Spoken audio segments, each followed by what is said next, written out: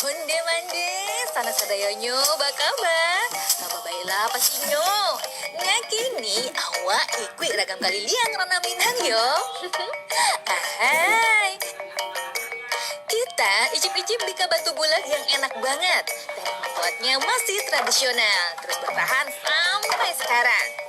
Jangan lupa gulai dan puyuh panggangnya dong. Yang pastinya rancak bana. Buat oleh-oleh ada kerajinan miniatur hewan khas Minangkabau yang terbuat dari jerami padi. Unik banget. Cocok deh untuk dikoleksi. Yuk langsung aja kita beragam Indonesia. Berangkat!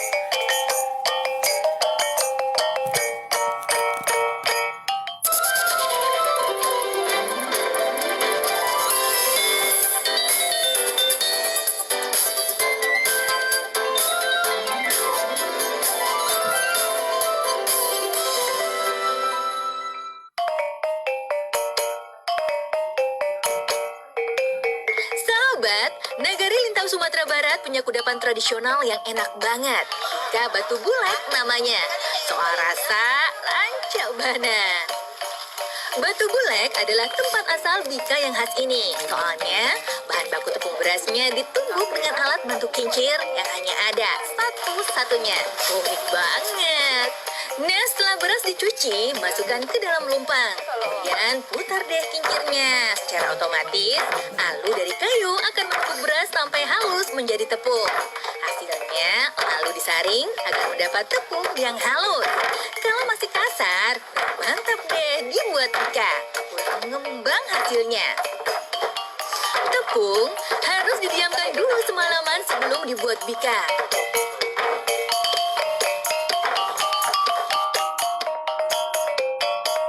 Siapkan pula bahan lainnya ya sahabat. Terdiri dari gula pasir, garam, dan adonan sisa pembuatan bika sebelumnya. Warnanya menggunakan bahan alami dari kunyit, vanila, gula aren, atau tebu. Buat adonannya dulu ya. Beri air panas pada tepung berasnya. Tambahkan adonan sisa agar bika mengembang sempurna. Lembutkan. Bubuhkan garam dan gula pasir secukupnya. Beri pewarna agar tampilannya menarik. Tempatkan adonan pada wadah dari daun pisang. Selanjutnya tinggal dikukus. Sahabat, umumnya bika dari mai. Ahai. Sahabat, Lintau Kabupaten Tanah Datar dikenal sebagai pemasok gula aren dan gula tebu untuk Sumatera Barat. Gula dari Lintau berkualitas baik. Biasanya setiap pagi, para petani aren di daerah Puncak Patou akan mengumpulkan air niranya.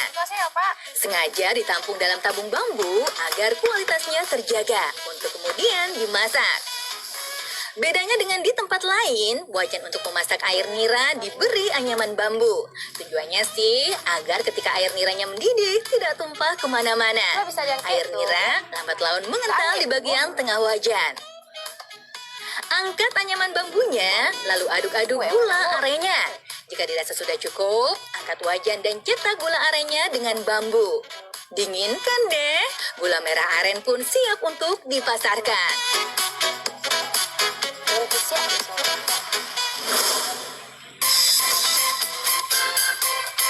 Oh ya, selain terkenal sebagai penghasil gula, Lintau juga menjadi pemasok telur puyuh, terutama untuk memenuhi kebutuhan daerah Payakumbuh. Dan telur puyuh yang diternakan di Lintau adalah jenis puyuh Jepang. Maklum sahabat, puyuh Jepang meski ukurannya kecil, tapi sangat produktif menghasilkan telur. Telur puyuh paling enak dijadikan olahan sambalado tanah. Nah, kalau burung puyuhnya paling mantap dijadikan gulai atau sekedar dipanggang saja. Oh ya, puyuh yang diolah adalah puyuh yang sudah tidak produktif lagi bertelur, yang disebut puyuh akhir. Puyuh produktif bertelur mulai usia 3-6 bulan. Kalau sudah begitu, puyuh dijual untuk dimanfaatkan dagingnya. Nah, biar nggak penasaran, kita coba masak aja deh puyuhnya. Kita masak gulai. Bumbu-bumbunya terdiri dari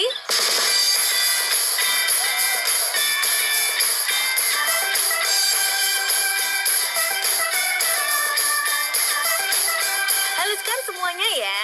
Wah, kalau cabenya banyak gini sih, pastinya pedes dong, bikin selera makan semakin meningkat. Masakan Nina nggak pedas, nggak asik dong. Buat santannya, untuk gulai sih sebaiknya menggunakan santan dari perasan pertama. Yang masih kental bikin gulainya semakin mantap. Tambahkan daun jeruk, daun salam, dan bumbu halus ke dalam santan. Aduk-aduk beberapa saat. Kemudian, masak sampai mendidih dan berubah warna santannya. Masukkan deh bumbu yang sudah dibersihkan. Gak usah dipotong-potong ya, sahabat. Karena ukuran puyuh tidak terlalu besar. Masak sampai santan mengental dan bumbunya meresap. Angkat dan sajikan.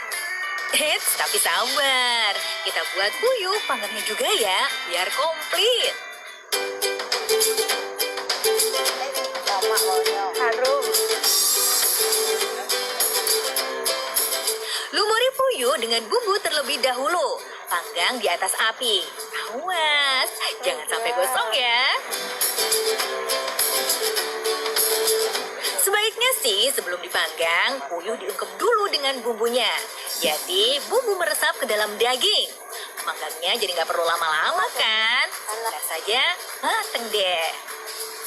Sahabat, salah satu kenikmatan menyantap gulai puyuh, kita nggak perlu repot-repot dengan tulangnya.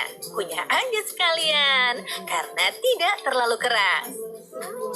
Enak loh, apalagi rasa daging puyuh yang gurih berpadu pas dengan kuah gulainya. Cobain puyuh bakarnya juga dong, mantap. Sahabat, selain enak, daging burung puyuh juga kaya manfaat.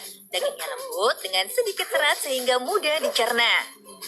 Daging puyuh juga mengandung lemak tak jenuh.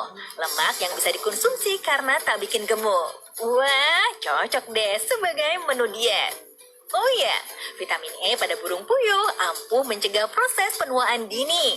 Membantu proses regenerasi kulit yang berlangsung setiap hari. Oh, jangan ragu ya, makan daging puyuhnya. Aha.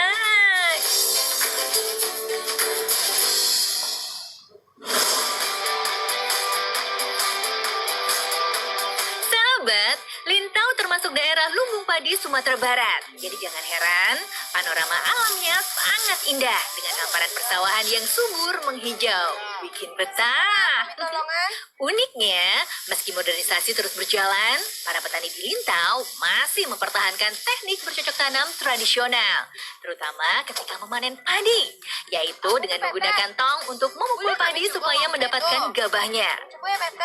Kualitas padi dari Lintau jangan diragukan lagi. Pengairannya selalu terjaga dari sumber-sumber air yang mengalir dari atas bukit. Makanya jangan heran ya, kalau di Lintau, para petani bisa panen padi setahun 2 kali. Sahabat, biasanya setelah panen, jerami atau padi yang telah dipisahkan gabahnya akan dibakar atau digunakan untuk pakan ternak. Namun di Lintau, jerami padi dimanfaatkan pula sebagai bahan kerajinan bentuk hewan. Pak sudah aku jeramiku dipanggang ya kok Pak Jadi bakar. Jadi bakal rencak itu gue kerajinan lain. Kalau daerah ada penggunanya rancak lah dibuat kerjanya atau hasil jo. Kerajinan jerami di negari Lintau muncul karena kreativitas seorang wanita bernama Wela. Ia awalnya hanya memanfaatkan jerami kering yang sudah tak terpakai lagi. Jerami ia buat menjadi aneka jenis hewan khas Sumatera Barat, seperti rusa, kerbau, sampai harimau. Nah, untuk membuat kerajinan hewan, paling bagus sih menggunakan jerami yang berukuran panjang-panjang, sahabat. Selain jerami, bahan lainnya adalah karung goni dan lem kanji sebagai perekatnya. Kita satukan dulu jeraminya ya. Bentuk menjadi bagian tubuh dari jenis hewan yang diinginkan. Terlihat sudah seperti kerbau ya. Jika sudah, ikat jerami dengan karung goni. Untuk membuat kaki dan tanduknya, gunakan bambu dan kawat. Jika kakinya beres terpasang, baru buat lapisan untuk membentuk kulit dengan menggunakan karung goni yang disisir membentuk serabut goni. Tempelkan pada bambu agar bagian kaki seperti sungguhan. Jadi deh kerangkanya. Selanjutnya, lapisi dan perhalus semua bagian dengan menggunakan lem kanji. Buat lemnya mudah kok, tinggal panaskan air, masak tepung kanjinya. Aduk hingga kanji berubah warna dan menjadi lengket layaknya lem. Keunggulan dari lem kanji adalah tidak berwarna dan memiliki daya rekat yang kuat terhadap bahan yang lembut. Biaya membuatnya pun terbilang murah. Lem kanji lalu dioleskan pada seluruh bagian. Lapisi dengan serabut kuningnya ya. Tinggal dijemur deh sampai kering. Kalau cuaca panas, dalam 2 jam, kerajinan jeraminya sudah jadi.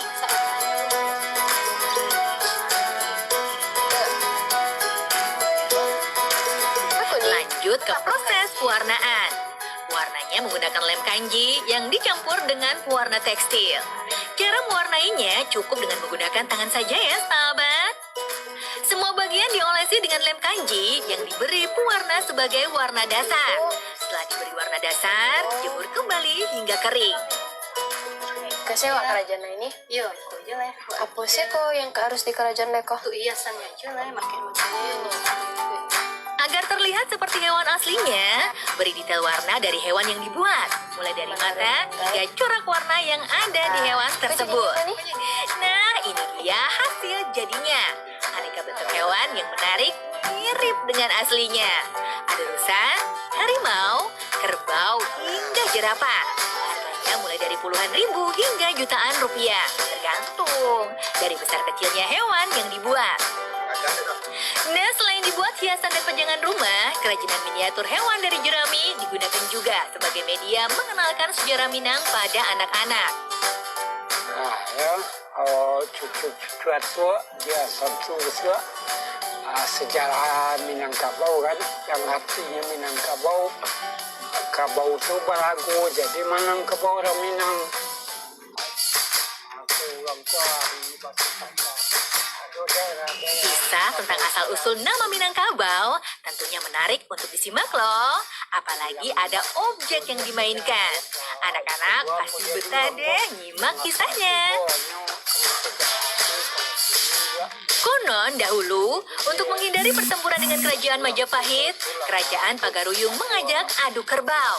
Kerbau milik Majapahit besar dan kuat, sedangkan kerbau kerajaan Pagaruyung masih kecil.